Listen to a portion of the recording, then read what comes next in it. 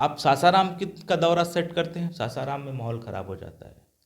तो आप सत्ता प्राप्त करने के लिए इतना मतवाला मत हो जाइए। राम भक्ति का परिचय क्या आप इस प्रकार से देंगे कि आप किसी जगह को आग लगा देंगे, किसी मस्जिद को आग लगाएंगे, या किसी के घर को आग लगाएंगे, या किसी की दुकानों को लूटेंगे?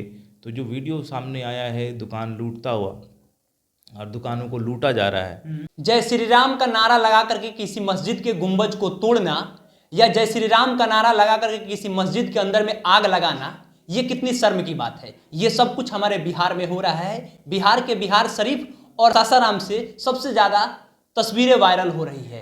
देखा जा रहा है कि वहां पे जो लोग रामनवमी के शोभा यात्रा में गए हुए हैं, वे लोग मस्जिद के सामने से जब गुजर रहे होते हैं तो मस्जिद पे लात मारते हैं, मस्जिद के गुंबज को तोड़ते हैं, और यहां तक कि वहां की स्थिति ऐसी बन गई है कि धारा 144 भी लगाना पड़ गया है प्रशासन को। अभी तक की प्रशासन की उपलब्धि यह है कि 150 लोगों से ज्यादा लोगों को गिरफ्तार किया गया है। जो भी लोग हिंसात्मक पोस्ट लिख रहे हैं या जो भी लोग सोशल मीडिया पे इस तरह का वीडियो डाल रहे हैं, उनको चिन्हित करके प्रशासन पकड़ रही है। ऐसे मुद्दे पे बात करने के लिए जन अधिकार पार्टी के प्रवक्ता सहान परवेज हमारे साथ हैं। इनसे बात करते हैं कि आखिर में ऐसा क्यों होता है कि जब रामनवमी आता है या मुहर्रम आता है तो ऐसी तस्वीरें देखने को मिलती है। सहान जी, देखिए, सबसे पहले तो जहाँ पर भी इस प्रकार की घटना हुई है, और मैं आपके चैनल के माध्यम से मैं लोगों से ये अपील करूँगा कि संयम बनाए रखें, शांति बनाए रखें। और ये उन्माद जो फैलाया जा रहा है उसमें कई प्रकार का अफवाह भी सामने आ रहा है, और अफवाह के कारण भी उन्माद फैल रहा है। तो मैं सबसे पहले आपके चैनल के माध्यम से सभी दर्शकों से ये आग्रह करूँगा कि किसी भी प्रकार की अफवाह में ना आए, शांति और संयम बरकरार रखें, भाईचारगी का मिसाल दें। और आपने ये जो सवाल पूछा, रामनवमी और मुहर्रम में ऐसा घटना होने को देखा जाता है, तो मेरा ये मानना है कि केशव जी, मैं इसको बहुत क्लियरली बता देना चाहता हूँ कि मेरे विचार में धर्म को मैं दो तरीके से देखता हूँ। आप धार्मिक आस्था धार्मिक आस्था तो हम सबकी होती है, और आपका अलग हो सकता है, हमारा अलग हो सकता है। तो धार्मिक आस्था, और एक दूसरा शब्द है हमारे पास जिसको आप कह सकते हैं कि धार्मिक धंधा। ठीक है, तो धार्मिक आस्था और धार्मिक धंधा में बहुत बड़ा अंतर है जिसको आप समझना पड़ेगा। जब धार्मिक आस्था की बात होगी तो इन दोनों में मैं अंतर स्पष्ट करा दे रहा हूँ आपको। जब धार्मिक आस्था की बात करेंगे तो आप जन कल्याण की बात करेंगे, आप सच्चाई की बात करेंगे, आप मानवता की बात करेंगे, इंसानियत की बात करेंगे। मगर जब आप धार्मिक धंधे की बात करेंगे तो आप फिर यही होगा जो आप रामनवमी में हो रहा है, या आप कह रहे हैं कि मुहर्रम में हो रहा है, ये धार्मिक धंधा है, ये धार्मिक आस्था नहीं है। अब मैं आपसे, मेरा एक सवाल है आपके चैनल के माध्यम से कि जो ये लोग करने में भरोसा कर रहे हैं, उन सभी लोगों से कि क्या आप राम भक्ति का परिचय क्या आप इस प्रकार से देंगे कि आप किसी जगह को आग लगा देंगे, किसी मस्जिद को आग लगाएंगे, या किसी के घर को आग लगाएंगे, या किसी की दुकानों को लूटेंगे? तो जो वीडियो सामने आया है दुकान लूटता हुआ, और दुकानों को लूटा जा रहा है, वो मैं निश्चित रूप से कह रहा हूँ कि जहाँ तक मैंने रामायण पढ़ा है और जहाँ तक मैंने श्री राम को पढ़ा है, अब मुझे नहीं लगता है कि कहीं पे इस प्रकार की राम भक्ति का परिचय किसी ग्रंथ में भी दिया गया होगा कि आप किसी का दुकान लूट लें, आप किसी के घर में आग लगा दें, तो मस्जिद को तोड़ दें। इस तरह की चीज़ें नहीं हो सकती है। तो मैंने बहुत स्पष्ट ये कहने का कोशिश किया आपको कि धार्मिक आस्था और धार्मिक धंधा, ये हम सबको समझना पड़ेगा, और ख़ास तौर से हमारे देश के नौजवानों को समझना पड़ेगा कि हमें धार्मिक आस्था के नाम पर कैसे धार्मिक धंधे में ढकेला जा रहा है।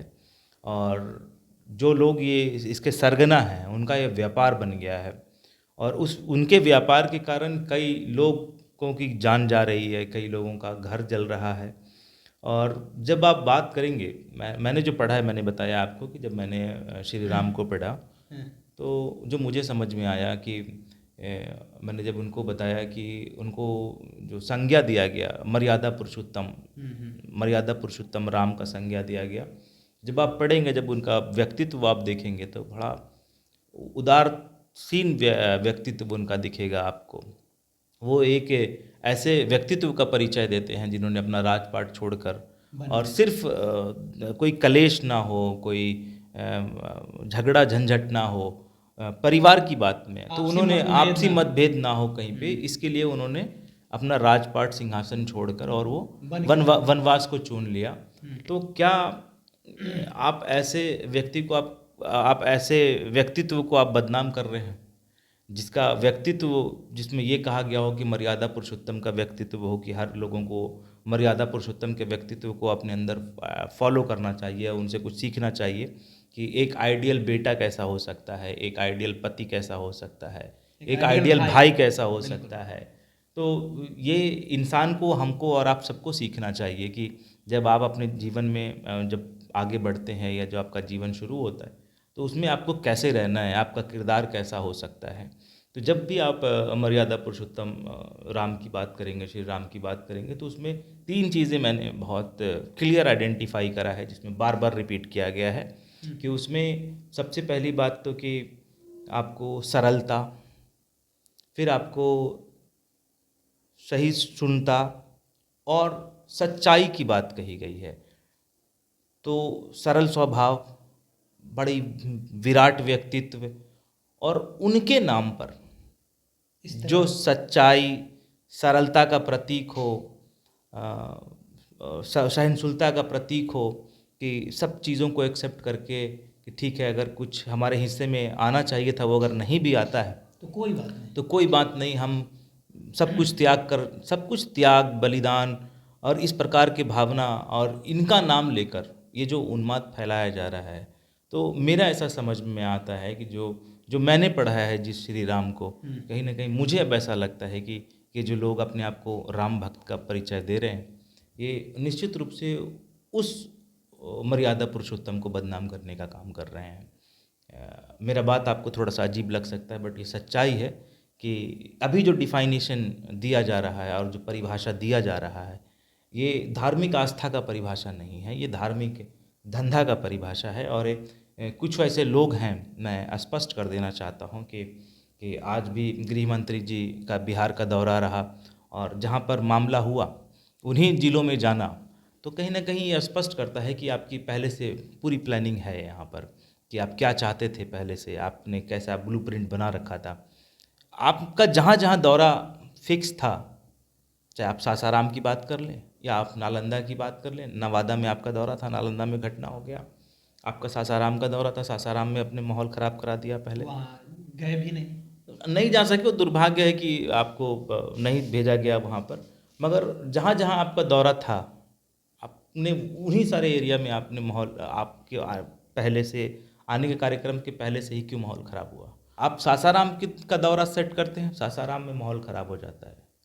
तो आप सत्ता प्राप्त करने के लिए इतना मतवाला मत हो जाइए, आप इसका इतना सहमत नहीं है। एक बात बताइए, इससे पहले लौरिया आए थे, उससे पहले सीमांचल गए थे, तो वहाँ तो यह इस तरह की कोई भी स्थिति देखने को नहीं मिली, वहाँ तो इस तरह का घटना नहीं हुआ। लौरिया आए तो वहाँ तो हिंदू मुस्लिम नहीं हुआ, लौरिया से पहले पूर्णिया आए थे, वहाँ हिंदू मुस्लिम नहीं हुआ। आखिर आप कैसे नहीं हुआ? नहीं बात मतलब समझिए, आप मैं डायरेक्ट टारगेट कर मैं रहे हैं। आपके यहाँ पहले आ चुका और मैंने पहले आके आपकी पॉकेटमारी नहीं की, इसका ये मतलब नहीं है ना कि हम इस बार आके पॉकेटमारी नहीं कर सकते आपका। आप पहले की बात ऐसे कैसे कर सकते कि पहले नहीं हुआ, वो आए पहले आए हैं। अभी इस बार जो हुआ वो दिख रहा है, वो बताइए ना कि आपको पूरे बिहार में और आपका इंटेंशन क्या दिख रहा है। आप बार बार क्या, आप कंट्रोल करने की बात नहीं कर रहे हैं, आप सहयोग, राज्य को सहयोग करने की बात नहीं कर रहे हैं, आप राज्य को कह रहे हैं कि इसमें राष्ट्रपति शासन लागू कर देंगे। आप राज्य को सहयोग करने की बात कर सकते हैं, तो कह रहे हैं ना, कहाँ सहयोग करने की अजीब बात? बोले कि हम राज्यपाल से बात करें तो राज्यपाल हमसे राज्यपाल कह से बात करके शासन को खत्म करने की बात हो रही है। राज्यपाल से वो कह रहे थे कि जो दंगा हो रहा है आप उसको देखिए, तो राष्ट्रपति राज्यपाल कह रहे हैं कि आप क्यों बीच में इंटरफेयर कर रहे हैं। तो वो कह रहे हैं कि हम तो देश के गृह मंत्री हैं, तो हम कम से कम पूछ नहीं सकते हैं। और वो ये बातें कह रहे हैं कि अगर राष्ट्रपति शासन लागू हो जाता है या 2025 में बिहार में भाजपा की सरकार बन जाती है, तो इस तरह के जो दंगा कर रहे हैं उनको हम साज देंगे। मैंने कहा कि दंगा हो रहा है, ये होना नहीं चाहिए, पहले तो ये बात हो गई। और दंगा पे राजनीति कौन करने आया? कोई दूसरा कोई गया? नहीं गया। दंगा पे राजनीति भी आपने शुरू किया, और मेरा बस केवल तो इतना उनका कहना है शेड्यूल आपका, था ना साहब। शेड्यूल से पहले ही ऐसा क्यों हुआ, और जहां जहां शेड्यूल हुआ वहीं शेड्यूल ऐसा से- क्यों हुआ? शेड्यूल- आप बहस- अच्छा एक बात बताइए, इससे अमित शाह जी अमित के- शाह जी सुनिए भाई। अमित शाह जी तो बंगाल नहीं गए, अमित शाह जी तो महाराष्ट्र नहीं गए, लेकिन वहां भी हुआ, तो इसका क्या जहां मतलब? जहां आपको सत्ता की हड़बड़ी और बेचैनी है, जहां जहां सत्ता की हड़बड़ी और बेचैनी आपको है, आप वहां वहां यही करते हैं। ये आपका कोई नया बात नहीं है। आप इतिहास में हमसे कितना उदाहरण लीजिएगा जो मैं आपको दे दूंगा, मगर किसी को इस प्रकार से क्रिटिसाइज करने हम लोग आज यहाँ नहीं बैठे हैं। आज बिहार की हालात बहुत ख़राब है, और हम ये अपेक्षा कर रहे थे कि आप पे गृह मंत्री का दौरा था बिहार में, और जब बिहार में इतना सेंसिटिव इशू चल रहा था, तो आप इसको और भड़काने की जगह पे आप राज्य को सहयोग कर सकते थे। आप देश के गृह मंत्री थे, आप सरकार को सहयोग करने की बात कर सकते थे। आप केंद्रीय सेना सशस्त्र बल देने की बात कर सकते थे। आप डायरेक्ट कहते हैं कि यहाँ राष्ट्रपति शासन लागू कर देंगे, यहाँ से सरकार गिरा देंगे, और यहाँ दंगा हो रहा, आप कह रहे हैं कि अगली बार हमें इतना सीट दे दीजिएगा तो ये करेंगे, इतना सीट दे दीजिएगा तो वो करेंगे। अरे आपको शर्म आना चाहिए कि आपको बिहार ने 39 सीट ऑलरेडी दे रखा है, और 39 सीट देने के बाद आप बिहार के सत्ता में बड़े लंबे समय तक टिके हुए थे। ये सहान परवेज हैं, जन अधिकार पार्टी के प्रवक्ता है, और ये कह रहे हैं कि धार्मिक आस्था और धार्मिक धंधा दोनों में बहुत अंतर है। जो लोग राम को मानते हैं, जो लोग राम में विश्वास रखते हैं, जिनकी आस्था राम में बसी है, वे लोग इस तरह का नीचता का काम नहीं कर सकते हैं, वे लोग इतना घटिया काम नहीं कर सकते हैं। क्योंकि राम के जो किरदार के बारे में आप पढ़ाई कीजिएगा तो राम के किरदार में ये सब चीज़ें नहीं है।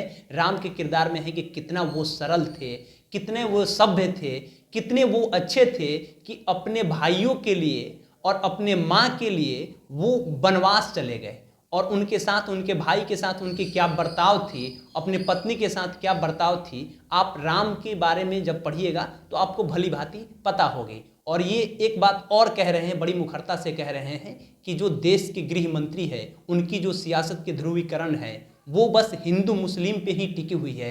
जिस समय अगर हिंदू मुस्लिम का दंगा हो रहा है तो आपको समझना चाहिए कि हिंदू मुस्लिम का अगर दंगा हो रहा है तो आप वहां आकर के कम से कम मरहम लगाने का काम करते, ना कि आप आकर के 39 सीट आपको मिला है और 40 सीट के लिए डिमांड करते। आपको कम से कम यहां अपनी सुरक्षा बल को भेजना चाहिए था, राज्य सरकार का मदद करने चाहिए था, ना कि आपको यहां आकर के राष्ट्रपति शासन लागू होने की मांग करनी चाहिए, और ना ही अब यहाँ आ करके ये बातें कहना चाहिए कि जो भी लोग दंगा कर रहे हैं उन्हें छोड़ा नहीं जाएगा, बख्शा नहीं जाएगा। ये बातें कह रहे हैं कि भाजपा की जो राजनीति है वो बहुत निचले स्तर की चली गई है। आप अपनी राजनीति को इतने निचले स्तर पर लेकर के जाइएगा तो देश की जो और भी पार्टियां हैं, आप बड़े पार्टी है, और जो छोटी पार्टियां हैं वो अगर इस स्तर पे अगर राजनीति करने लगेगी तो देश का विनाश हो जाएगा। ऐसा सहान परवेज का कहना है, जो जाप से संबंध रखते हैं। बाकी इस वीडियो के बनाने का मकसद इतना ही है कि आप लोग आपसी भाईचारा को कायम रखिए, और जो लोग सोशल मीडिया पे अगर भड़काऊ बयान दे रहे हैं तो उन लोगों से कहना है कृपया इस सब बयान से आप लोग बचिए और देश को मजबूत कीजिए, बिहार को मजबूत कीजिए। बिहार खुद ही पिछड़ा राज्य है। आप लोग अगर इस तरह का बयान आगे सोशल मीडिया पे सर्कुलेट कीजिएगा तो देश की स्थिति और बिहार की स्थिति खराब होगी। बाकी नाम हमारा केशव है, पब्लिक स्टेशन आप देख रहे हैं। बहुत बहुत धन्यवाद।